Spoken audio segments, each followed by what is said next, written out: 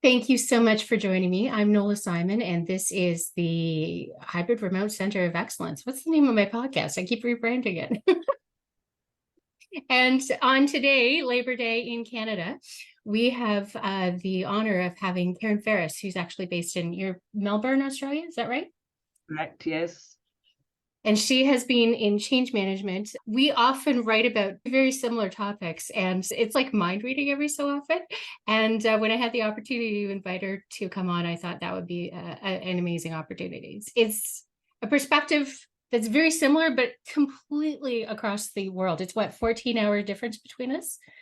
Yeah, and it's now, I think, is it 6 o'clock in the evening for you? It is, yeah. And it's eight o'clock in the morning for me. So welcome to the future. Welcome to the future. Exactly. That's perfect. So you've been doing change management for what, 12, 14 years, something like that? 13 years, yeah. So you started in So IT? so my background was IT service management, and that's what brought me to Australia. So I'm originally from Liverpool in the UK. That was in 1998. And then I came across a framework that was about embedding change into an organization. And because it was a framework, I went, oh, the IT people are going to love this because they like frameworks. And long story short, I reached out to the Simon Fraser University in Canada. Yep. And I got permission to use the framework. And the idea was a white paper or a presentation. It ended up being my first book. And so that was written for the service management people to get them to do change management properly. So a few years ago, I revised the book, so it's now a wider audience. But that was my sort of, I hate the word pivot, but that was my sort of formal move into the change space, which I'd actually been doing for years and years before. I just never called it organizational change management. Yeah. I'd always really been a manager or a people leader or a trainer or a facilitator, so working with people. Yep. And that's when I found my passion. So I still do work in the IT space, but my passion really is organizational change and helping organizations manage the people side of what they're doing. Absolutely. And honestly, that's really when my role got restructured. I realized that the most meaningful work that I had really done is to help organizations build out that like hybrid or remote process and help their people adapt to that. And that's everything else that I had done was just like boring. And this was interesting. I'm like, I can totally do this. I've got 10 years experience doing this. So yes, it's quite fascinating. We have lots and lots to talk about. Often we start and we share articles and we share comments. The most recent one we did was actually about J.M. Smucker. Oh, yes. Yes, I read about that one. Yeah, exactly. And so it's interesting because they're coming out. They did this whole article. It was what was it? The Wall Street Journal. And so they did this whole spread where they were promoting their change management process, where they were having people come into the office, but it was only it was 6 days a month. Ended up being like 5.5 months in total. So you could live wherever you want in the US, but you had to be present for those particular days. And so the story was really about bringing people in. People were commuting, flying in from where they're based in San Francisco to Ohio and doing that multiple times a month. I did the math. At their own cost. At their own cost, yes, 22 times a month. Can you imagine? Like, it's really just what happens if gas really goes up. For me, I was reading it and I was just like, okay, Karen, I need your opinion on this because I know what my opinion is. And it's definitely different. I don't know how it's sustainable.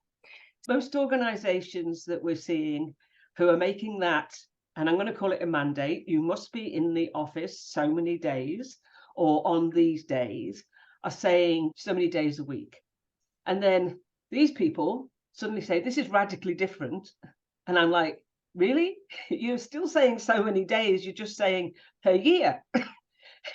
What's so different about that? It's 25% or wherever they said you must be in the office. And it still defeats the whole purpose of giving people flexibility and autonomy to work where they want, when they want, and treat them like adults, to say, you actually know when it's best to get together to collaborate. You actually know when it's best to get together to do X if you need to.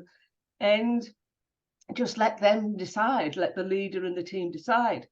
So they're still mandating that you must come into the office this many times, but the question is why? Yeah. Yeah, And it was the you same know. old reason, which was we work better when we're in person. There's more collaboration, there's more innovation, but are any of those jobs actually written with descriptions where innovation and collaboration is actually like a mandate for that particular description? Are you being compensated to innovate? Because I can tell you, even though I innovated within my role, I did it without permission. And I didn't necessarily always have a lot of people thanking me for the ideas that I brought to the table, right? Yeah. And then you've got organisations like Atlassian, Australian born, Yes.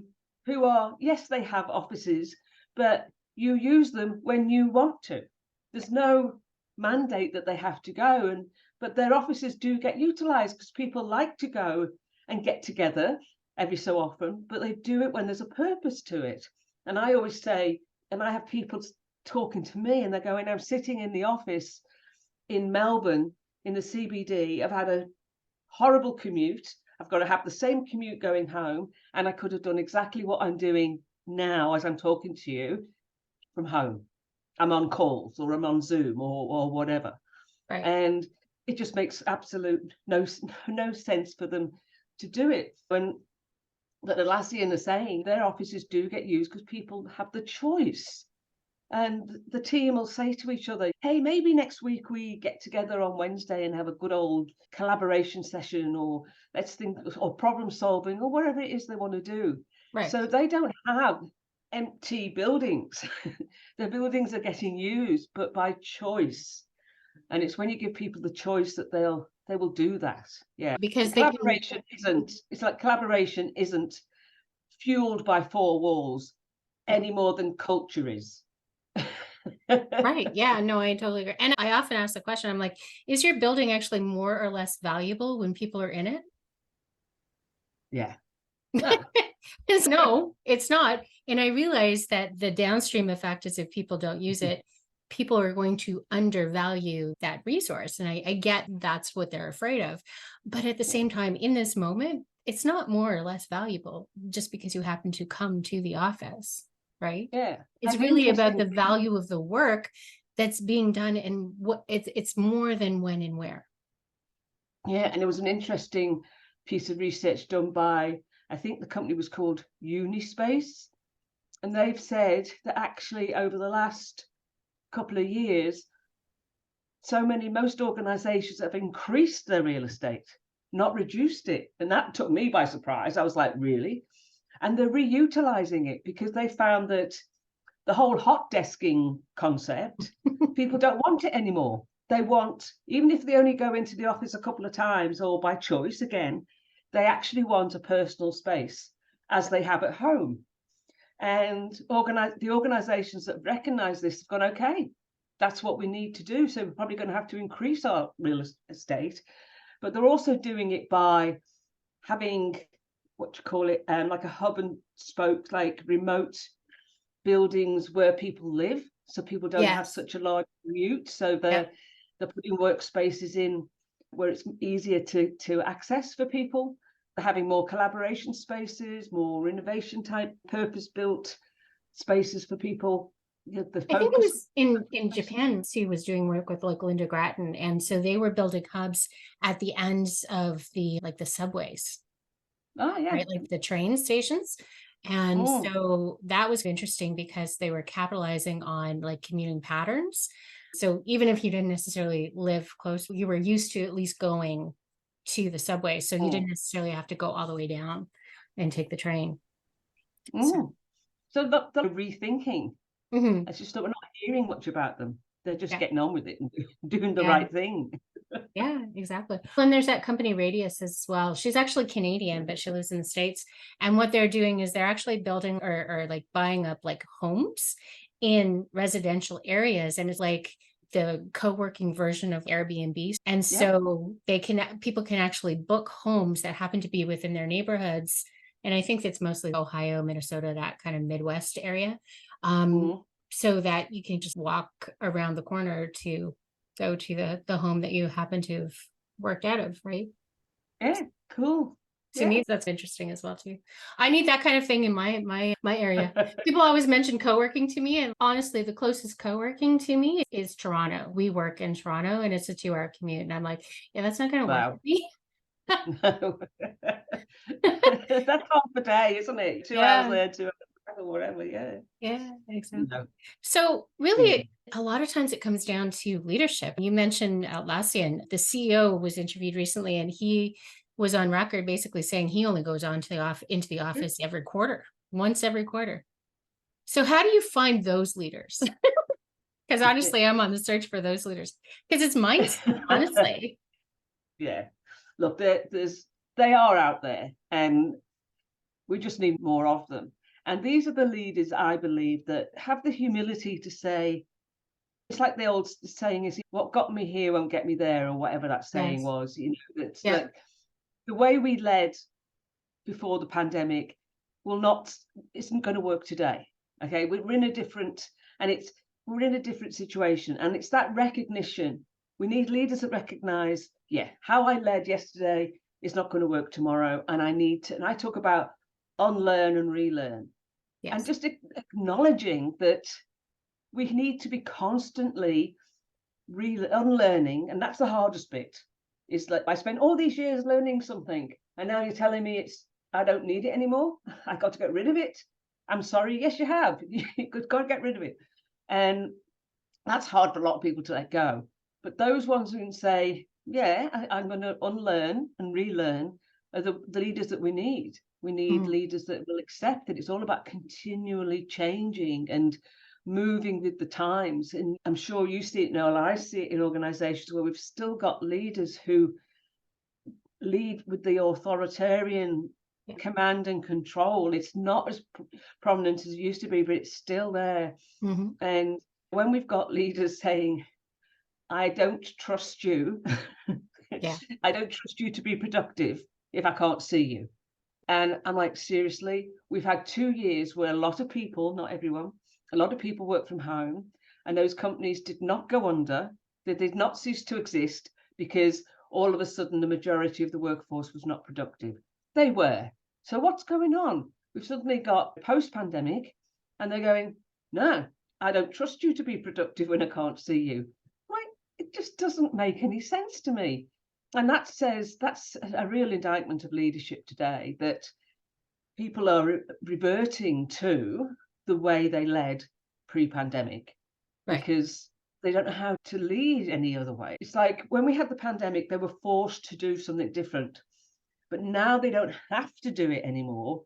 They want to go back to the way it was pre 2020, Right. March 2020. And you've probably seen the stuff that I've posted about employee surveillance, Yes. the global demand for employee surveillance software. Yeah. Now that peaked in March 2020. It went up like something like 80% compared to the same time the previous year. And I went, okay, that's bad, but I get it. It's a knee-jerk reaction. That's what I thought. Right. But the demand has continued.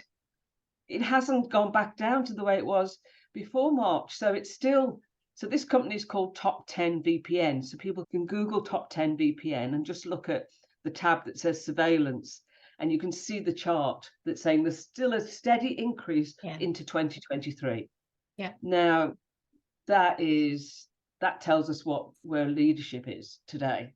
And it really comes down to that trust. And it's funny because I have interesting stories for you on surveillance because I have always worked within customer service and sales. And so all of my calls were recorded.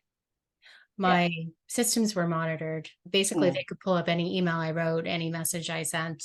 And I dealt with that for years. And it actually got to the point where the software for monitoring the calls got so detailed that they could actually then pull out the numbers that I had dialed, the numbers that had called me, and they started analyzing because I got great results, but they started analyzing like when I called people, why I called people, and I don't need to justify to you why I did it and when I did it. And I'm 50 years old, and if you can't trust me at this point when I've worked for you for 16 years, I don't know what to do to help you with that.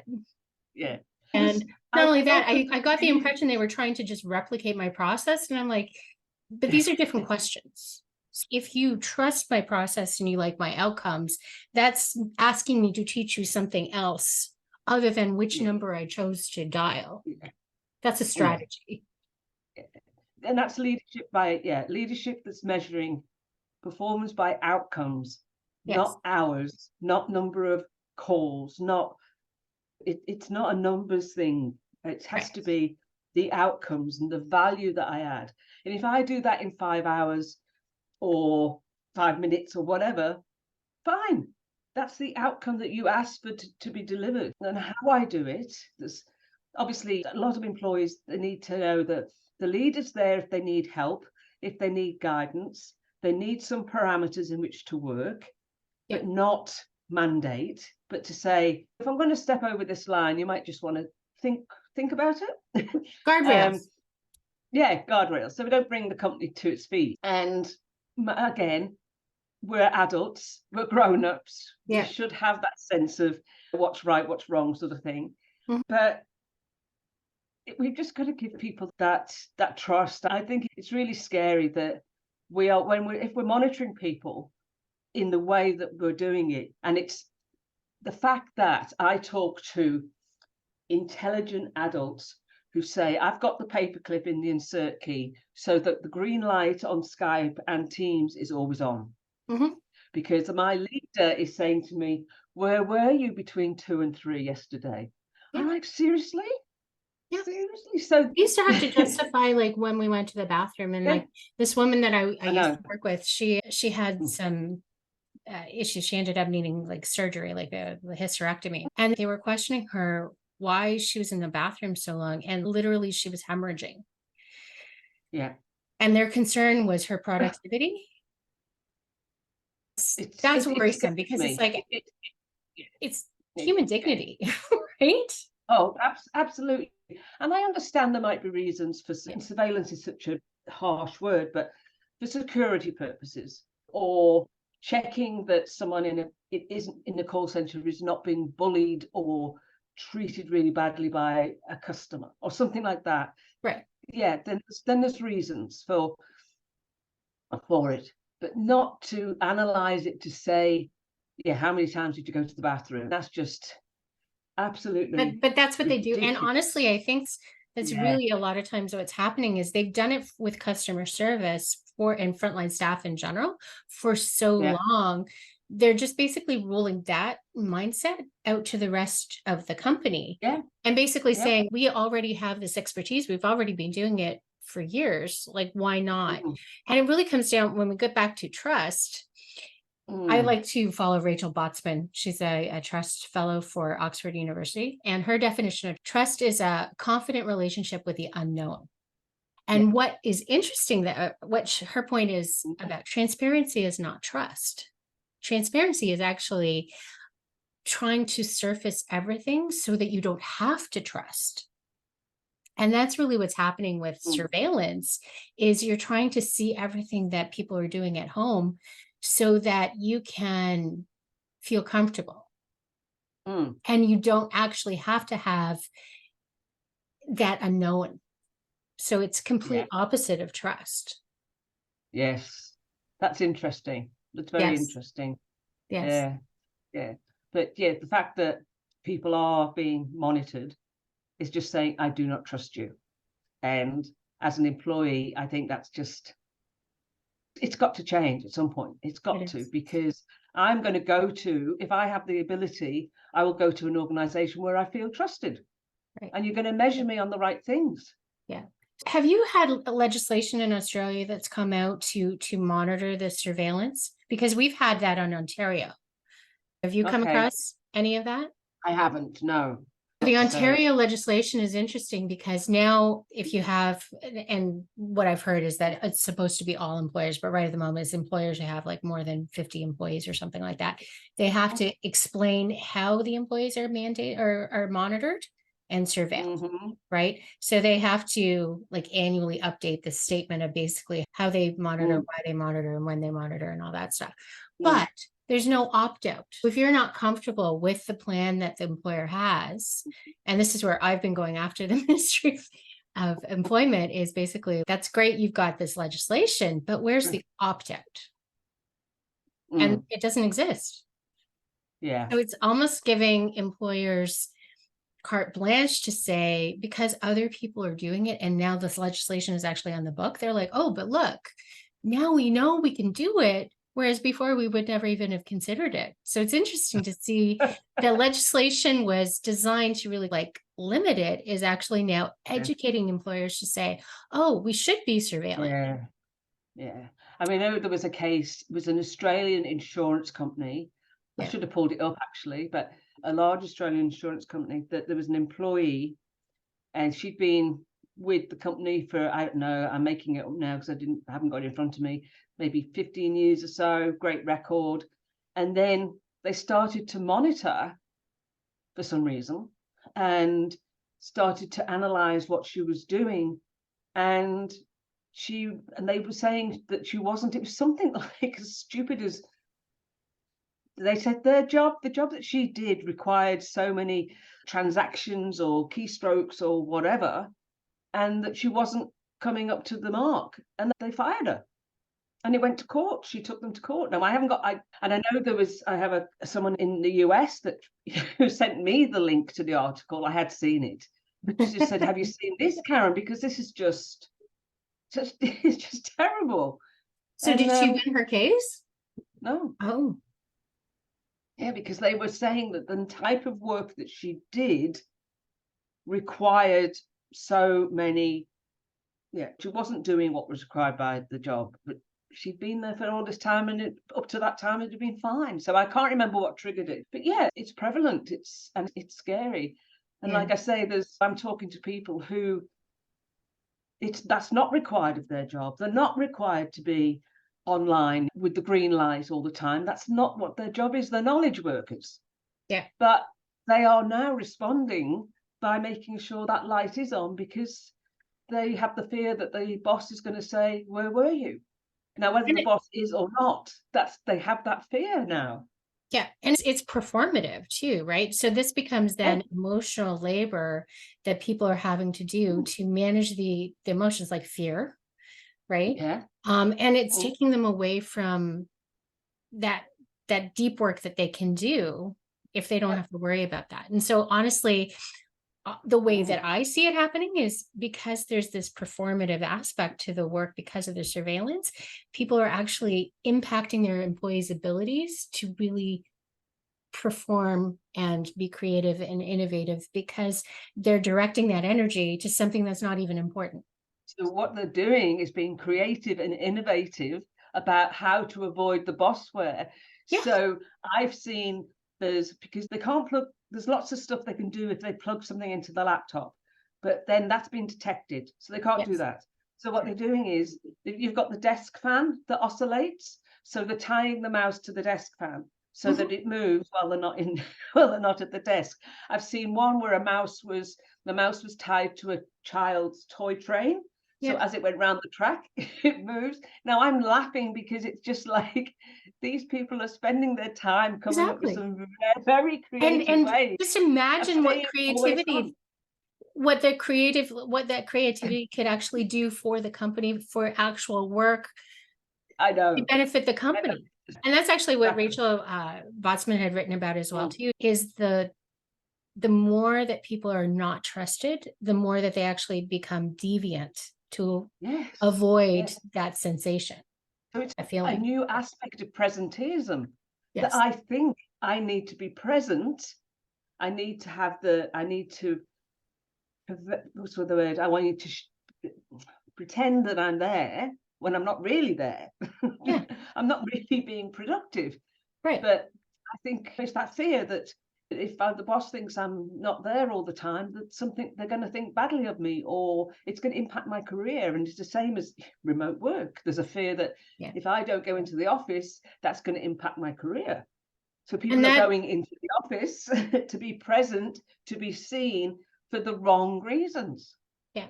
And honestly, I went into, and you probably did too, for the majority of your career, you were in person. And I can tell you that showing up and being present didn't advance my career in any way. I don't have a magical water cooler moment where I happen to to chat with the Uh, CEOs. I actually did the more that work that I did online for employee advocacy and employee resource groups and managing communication for volunteer stuff.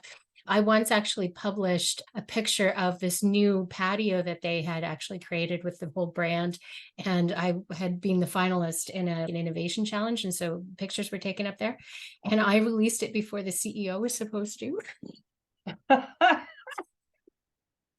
So that was my version of, hi, I'm very present. I'm actually accelerating way past your communications.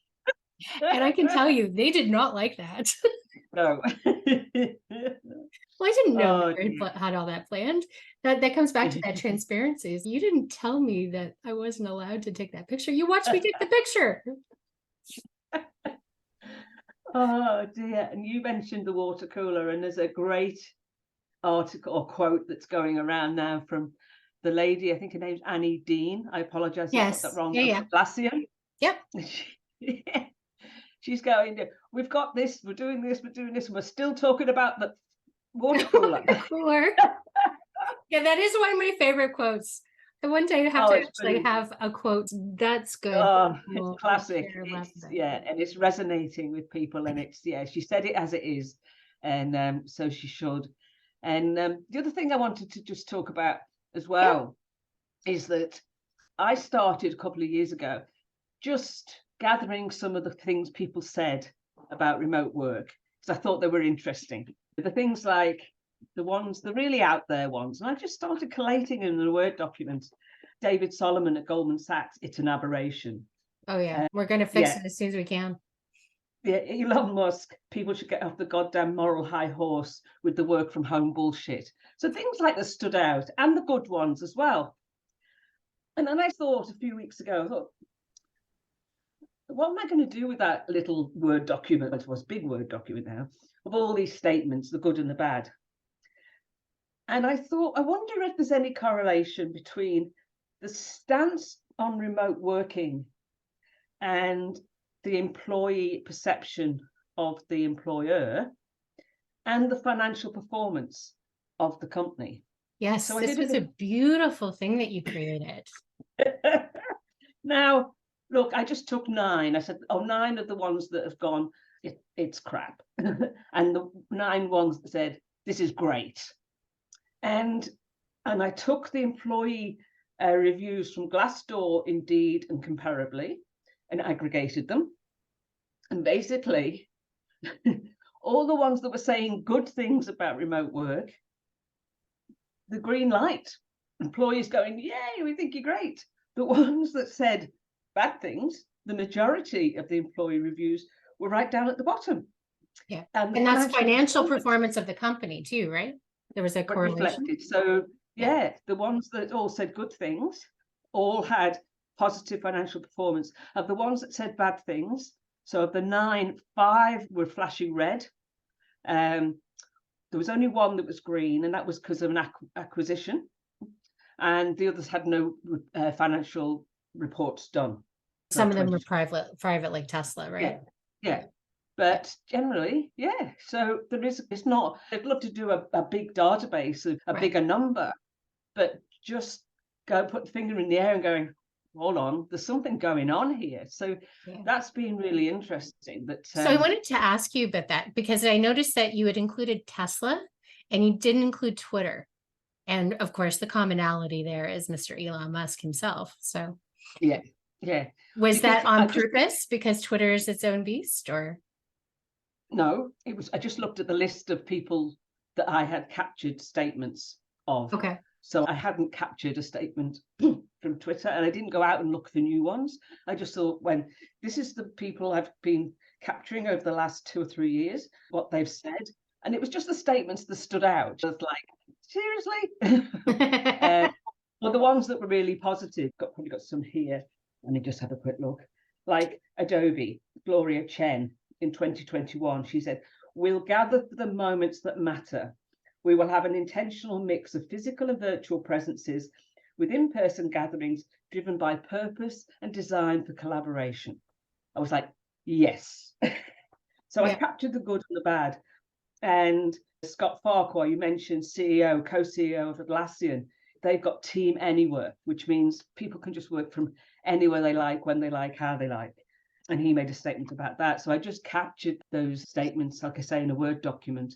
And it was the Elon Musk for Tesla one that he said in relation to Tesla about it's and the aberration one, and get off your moral high horse and get into the office. And And But it JP looks like Morgan it's- Chase, we had a chat about that too, because they actually ended up being green, right? Now, Jamie Dimon is not a fan yes, of work from home at all, or remote work in any way. no, But the thing with him is he has been very consistent from the beginning. He has not changed.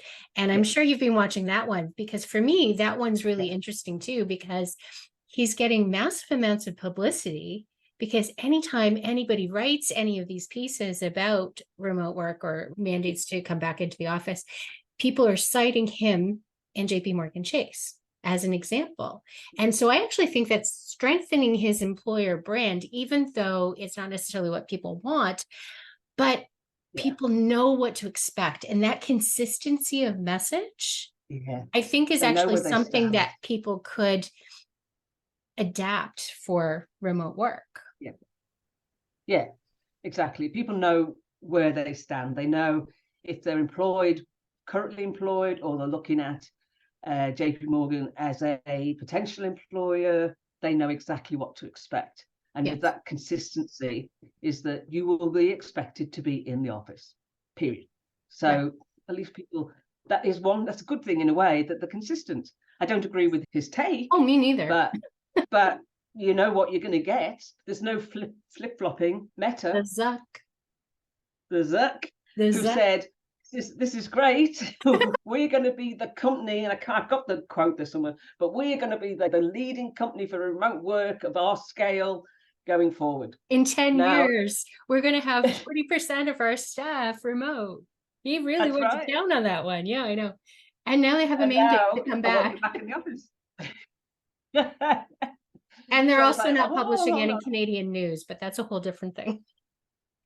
All news is blocked on Meta properties in Canada. So you, like my Canadian press interview, I couldn't even share a link on Threads or Instagram or Facebook because it's all blocked. Wow. I tried to see what the error would look like. Yeah.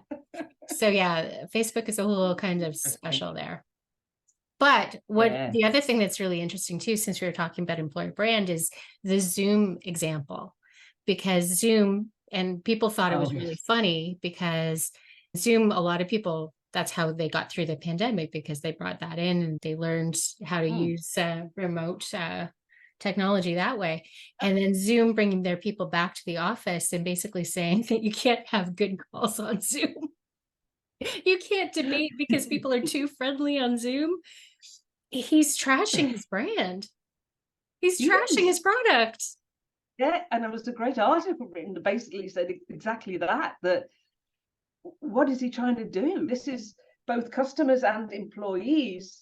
Zoom was it. It got us through the whole pandemic. We collaborated, we innovated. We didn't need to be together. We made it work because we did it intentionally and we had the tools to support that intention. Yeah. And now he's saying, actually, it's not as good as we thought it was. Right. And it's also that mentality of, we want you to continue doing remote work and using Zoom, but it doesn't work for us. Like that disconnect from an employee point of view, from a customer point of view, from any stakeholder point of view. All of these people are probably going, well, okay, we already pay Microsoft and we have access to Teams. Why would we pay you?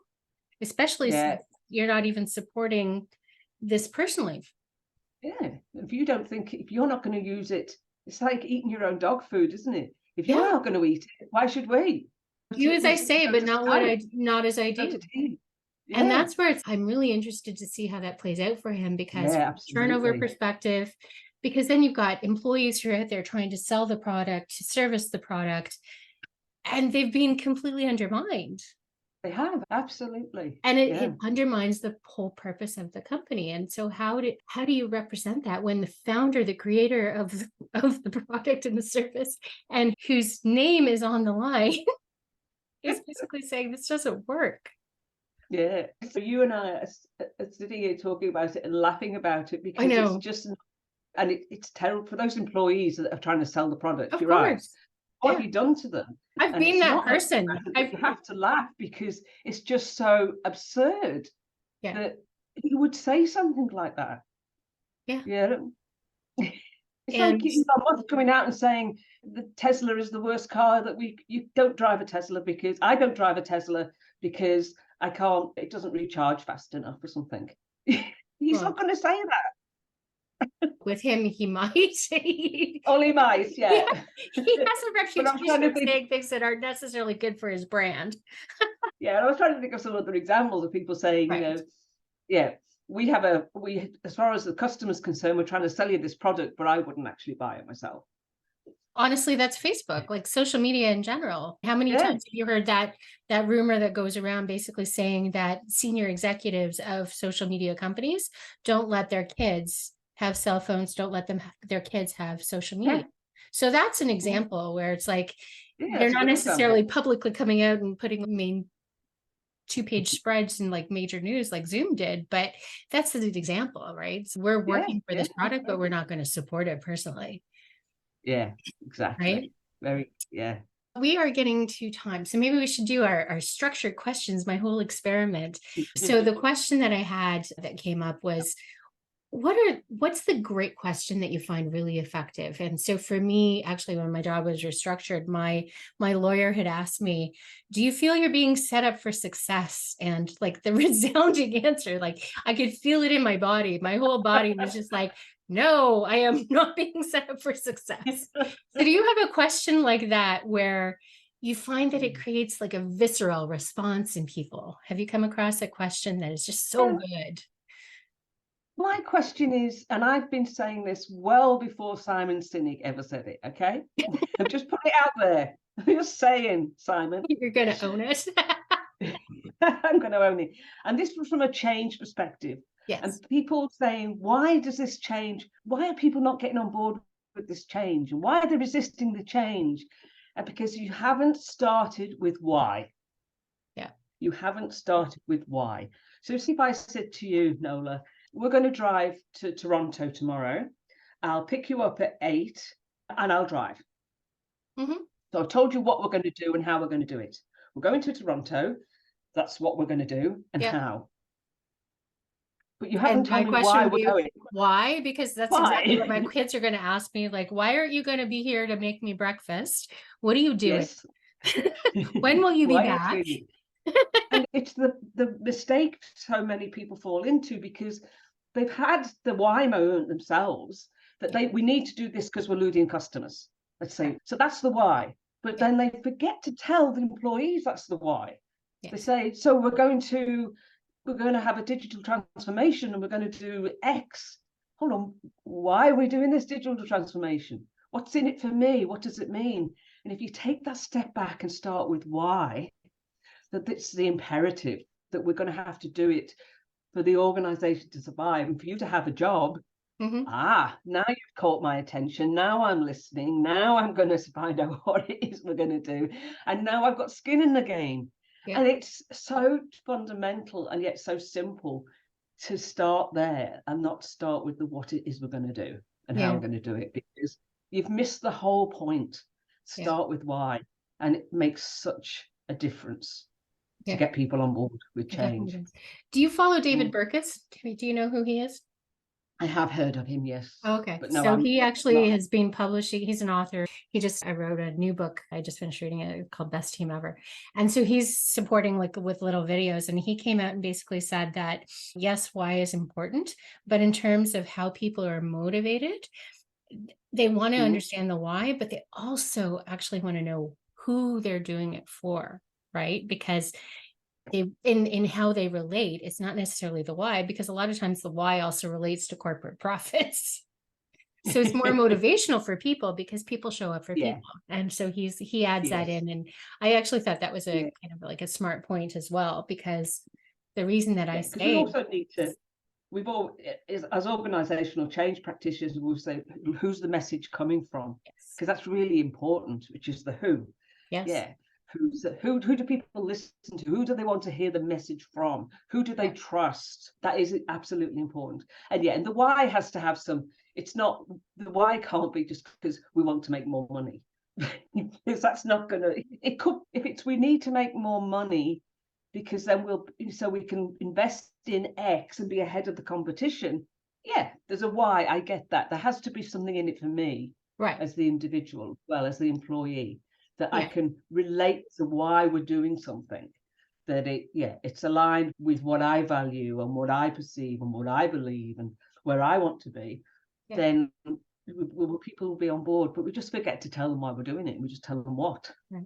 Like, Exactly. And a lot of times it like that storytelling, that communication, you have to tell it from multiple different perspectives and to really consider absolutely. who it is that's working for you, because Yeah, you've a lot of times, especially with remote work and hybrid work, that the story is told from this yeah. is benefiting parents. So there's a whole lot of people who either aren't parents or their kids are growing, or they just don't relate to that whole story about why things are good just because you've got caretaking responsibilities. So how do you tell that story in a different way that's actually going to help that person say, oh, this is how I relate to this. This is what's in it for me.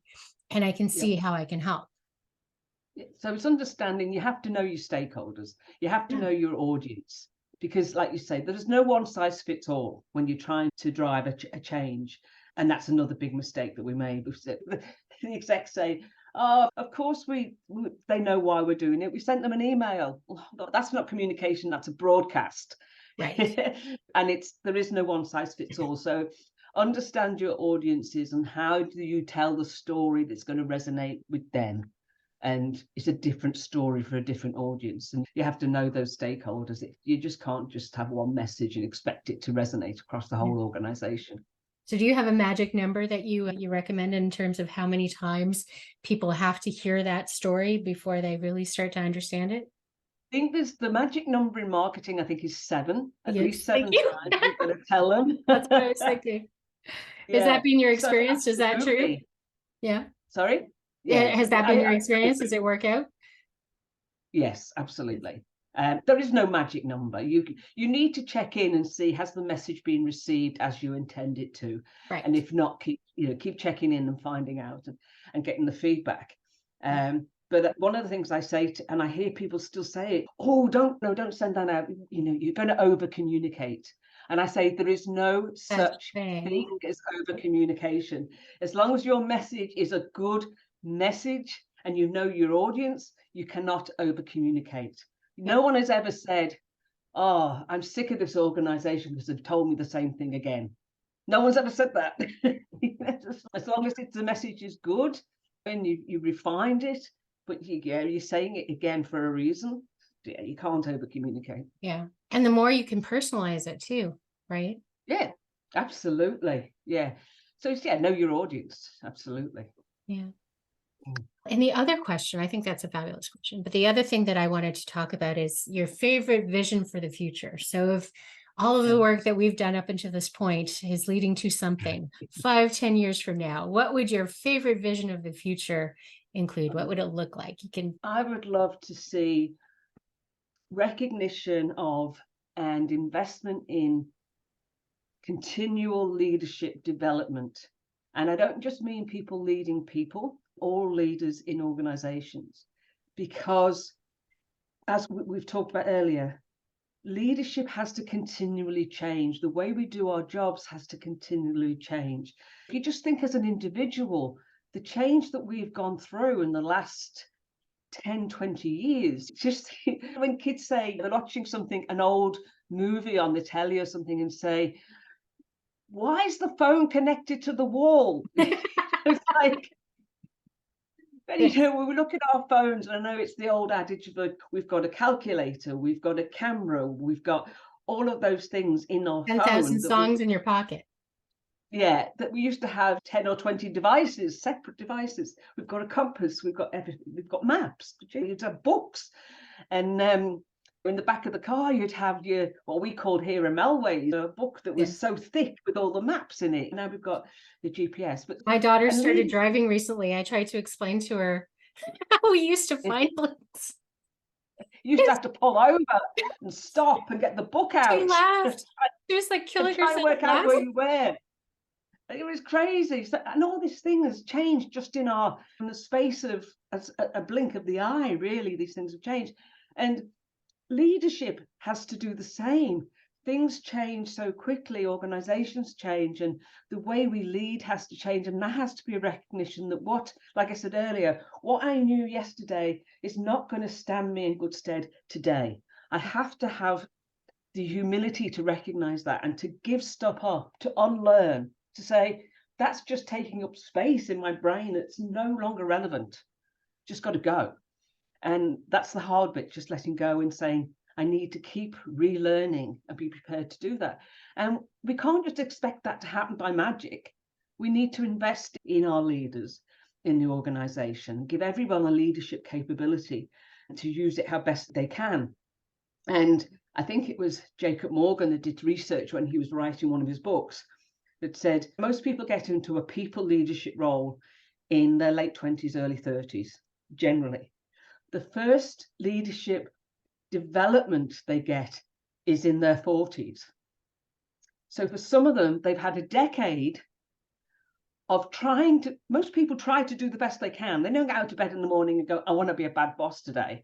Right. They want to be a good leader, but they've had no support, no development.